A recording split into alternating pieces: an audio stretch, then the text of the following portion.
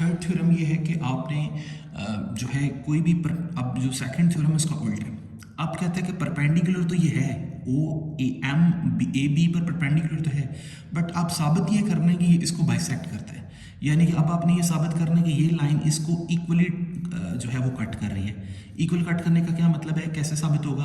अगर हम ये साबित कर दें कि ये दोनों जो पोर्शन है ये आपस में इक्वल है, तो इसका मतलब है इस लाइन ने इसको बिल्कुल मिड से काटा है। तो अब हमने साबित ये करना है कि मेजर ऑफ ए एम और बी एम आपस में इक्वल है। यानी कि अगर ये लेंथ इक्वल साबित हो जाए तो इसका मतलब है कि ओ एम वाली जो लाइन है ये यहाँ पर उसको बिल्कुल मिड से काट रही है। ओके, गिवन क्या है कि ए बी एक कॉर्ड है, ठीक है, of a circle and with radius centre O, और इससे ये जो गिवन है वो गिवन क्या है कि ओ एम ए बी के ऊपर क्या है, परपेंडिकुलर है, और ए बी कॉर्ड है और ओ एम एक जस्ट स्ट्रेट लाइन है। लाइन नहीं है, लाइन बाइसेक्टर है, लाइन सेगमेंट है, सॉरी। आपको ये भी ऑब्वियसली पता होगा कि ये लाइन सेगमेंट होता है, ये रे होती है और ये लाइन होती है। तो यहाँ पर देखें ये इसका भी एंड पॉइंट है, इसका भी एंड पॉइंट है, तो इसको हम क्या कहेंगे, लाइन सेगमेंट। प्रूव क्या करना है हमने, प्रूव ये करना है कि ये जो एम है ना ये मिड पॉइंट है, या ये साबित कर दें कि ये ए से लेकर एम का डिस्टेंस और बी से लेकर एम का डिस्टेंस आपस में इक्वल है, और ये इक्वल है तो ये साबित हो जाएगा ये बाइसेक्ट है। ओके जी, ज्वाइन क्या करते हैं, जस्ट ए को ओ से, बी को ओ से, ताकि दो ट्रायंगल बने और पोस्टुलेट यूज़ कर पाएँ। यहाँ पर देखें क्योंकि ये राइट ट्रायंगल्स हैं तो यहाँ पर एक हम यूज़ करेंगे एच एस पोस्टुलेट, यानी कि 6 चीज़ें बाय डेफिनेशन में कि तीन ट्रायंगल्स, दो ट्रायंगल्स के तीन साइड्स और तीन एंगल इक्वल होने चाहिए। बट एच एस पोस्टुलेट ये कहता है कि आप उन 6 में से जस्ट 2 चीज़ें प्रूव कर दें। देखिए राइट एंगल्स होते हैं ना, वो भी इटसेल्फ एक एंगल के इक्वल हो रहा है ना, तो थोड़ा सा स्यानप करने के लिए वो कहता है जी राइट तो ऑलरेडी है ना, आप ऐसा करें बस 2 चीज़ें और कर दें, उसका हाइपोटेन्यूज के इक्वल साबित कर दें, इक्वल नहीं कॉन्ग्रुएंट।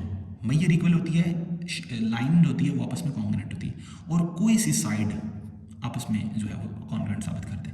ओके, 2 राइट ट्राइंगल्स हैं जिनको हमने नीचे डिस्कस करना है, जिसको कॉरस्पॉन्डेंस कहते हैं।